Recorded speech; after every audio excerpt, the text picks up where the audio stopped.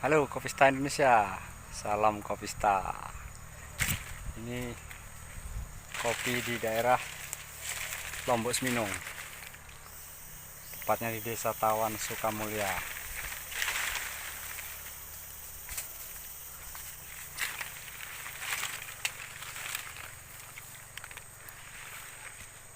Tunggu bengkok ini ya.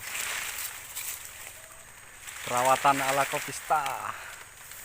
Ini guys.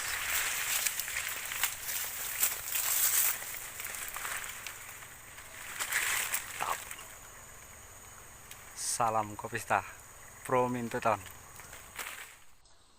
Assalamualaikum, Tabi pun bertemu lagi dengan saya Irwan SP Channel. Kita saksikan kebun milik Pak Andrianto yang berada di Lombok Seminung ini. Pada tahun ini, kopi ini panen hingga 3,5 ton per hektarnya.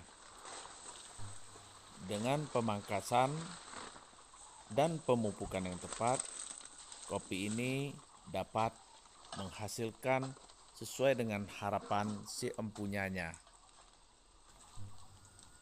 Kini kita melihat buah dari kopi ini untuk tahun yang akan datang. Ternyata masih cukup bagus, bahkan sepertinya akan sama dengan tahun ini, yaitu berkisar 3 hingga 3,5 ton per hektar. Biasanya kopi pada saat setelah panen yang lebat akan terjadi penurunan yang sangat drastis.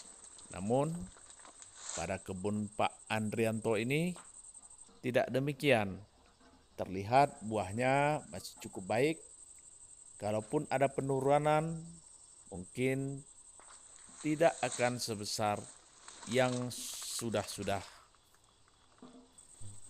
Tampak buahnya sudah cukup besar, sudah mulai memasuki fase pengisian buah.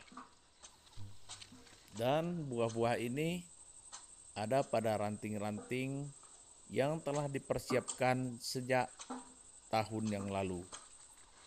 Dengan demikian, 90% ranting yang ada pada tanaman kopi di kebun ini adalah ranting B1.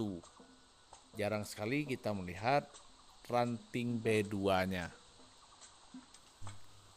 Pemupukan juga dilakukan oleh Andrianto ini sebanyak 3 kali dalam setahun yang meliputi pupuk urea, pupuk TSP, dan pupuk KCL. Pak Andrianto telah menerapkan sistem perawatan ala Kopista, yaitu dengan pemangkasan yang tepat waktu dan tepat sasaran, kemudian pemupukan yang tepat dosis, tepat waktu, tepat jenis, dengan pengaplikasian sebanyak 3 kali dalam 1 tahun, dan total jumlah pupuk per hektarnya tidak lebih dari 500 kg dalam 1 tahun. Tampak ranting-ranting tumbuh dengan kokoh dan buah meliputi seluruh ranting-ranting dan tidak banyak terjadi kerontokan. Ini memasuki tahun kedua pada penerapan sistem Kopista. Tampak perkembangan cukup baik dan cukup memenuhi harapan dari Pak Andrianto. Perawatan yang utama adalah pada pemangkasan, di mana Pak Andrianto membuang seluruh ranting-ranting yang telah berbuah sebanyak 2 kali, bahkan ranting-ranting yang 1 kali berbuah juga turut dibuang, sehingga yang tertinggal adalah ranting-ranting B0 yang akan menjadi ranting B1. Pada perkembangannya, ranting B1 memang lebih baik daripada ranting B2, baik dari kesuburan maupun dari jumlah buah setiap rantingnya. Terlihat pada ranting B1 dompolan lebih banyak dan isi dalam setiap dompol juga lebih banyak dibandingkan dengan ranting B2, yang mana pada ranting B2 dompol-dompol tidak sebanyak pada ranting B1. Ranting B2 hanya terlihat pada beberapa batang kopi saja yang ranting B1-nya tidak memenuhi dari jumlah yang diharapkan. Jenis kopi yang dominan di kebun ini adalah Super Koreng dan juga Tugu Bungkuk. Super Koreng karakternya memiliki ranting-ranting raja dan cabang-cabangnya lebih banyak. Klon ini pun tahan terhadap kerontokan pada musim hujan yang berlebih. Terlihat pada tahun ini yang hujan cukup banyak, namun pada kebun kopi ini tanpa dompol-dompolnya masih cukup banyak dan tampak utuh.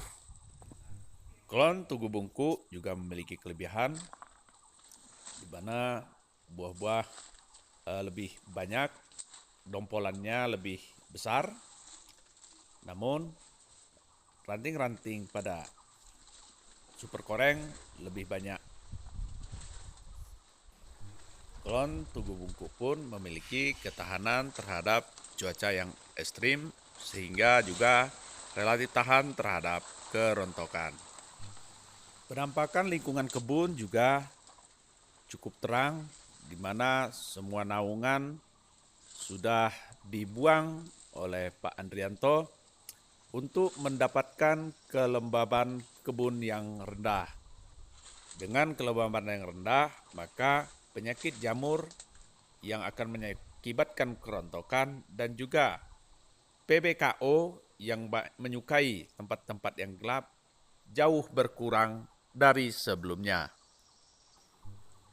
Pada saat awal, di mana kebun ini gelap dengan banyak sekali naungan dan juga pemangkasan belum sempurna, penyakit utama adalah PBKO, di mana lebih dari 60% biji kopinya bolong dengan produktivitas di bawah 1 ton per hektar setiap tahunnya.